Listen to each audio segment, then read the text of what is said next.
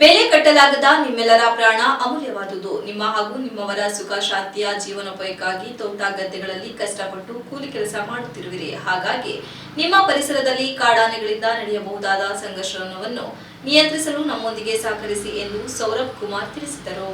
ಬೇಲೂರು ತಾಲೂಕಿನ ಅರಳಿ ಹೋಬಳಿ ವ್ಯಾಪ್ತಿಯ ಉತ್ತೊಳಲು ಎಸ್ಟೇಟಿನ ಆವರಣದಲ್ಲಿ ನೇಚರ್ ಕನ್ವೆನ್ಷನ್ ಫೌಂಡೇಶನ್, ಮೈಸೂರು ಹಾಗೂ ಅರಣ್ಯ ಇಲಾಖೆಯ ಸಂಯುಕ್ತಾಶ್ರಯದಲ್ಲಿ ಜಿಲ್ಲೆಯ ವಿವಿಧ ಭಾಗಗಳಲ್ಲಿ ನಡೆಯುವ ಆನೆ ಮತ್ತು ಜನರ ಹೊಂದಾಣಿಕೆ ಬಗ್ಗೆ ಜಾಗೃತಿ ಮೂಡಿಸುವ ಬೀದಿ ನಾಟಕ ಪ್ರದರ್ಶನಕ್ಕೆ ಚಾಲನೆ ನೀಡಲಾಯಿತು.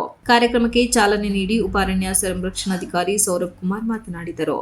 ನಿಮ್ಮೆಲ್ಲರ ಪ್ರಾಣಕ್ಕೆ ಬೆಲೆ ಕಟ್ಟಲಾಗದು. ಕಳೆದುಕೊಂಡ ಪ್ರಾಣ ಮತ್ತೆಂದೂ ಸಿಗದು. ಹಾಗಾಗಿ ನಮ್ಮ ಜೀವ ಕಾಪಾಡಿಕೊಳ್ಳುವುದು, ನಾವು ಜಾಗೃತಿ ಹೊಂದುವುದು ಅವಶ್ಯಕ. ಒಂದಿಷ್ಟು ಹಣ ಸಂಪಾದಿಸಲು ಊರು ಬಿಟ್ಟು ಇಲ್ಲಿಗೆ ವಲಸೆ ಬಂದಿದ್ದೀರಾ. ನಿಮ್ಮ ಪ್ರಾಣ ನಮಗೂ ಮುಖ್ಯ. ಹಾಗಾಗಿ ತೋಟ ಗದ್ದೆಗಳಲ್ಲಿ ಕೆಲಸಕ್ಕೆ ತೆರಳುವ ಮೊದಲು ಕಾಡಾನೆಗಳ ಚಲನಾವಲನಗಳ ಬಗ್ಗೆ ಮಾಹಿತಿ ಪಡೆದುಕೊಳ್ಳಬೇಕು ಎಂದರು.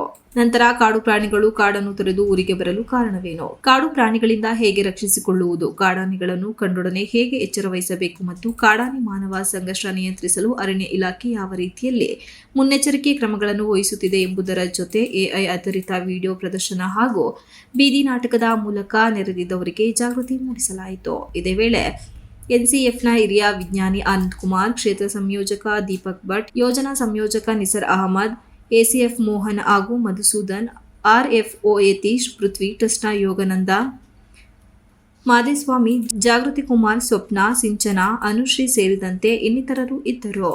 Ganesh, TV 46 news Kannada, Belur. You are watching TV 46 News Kannada.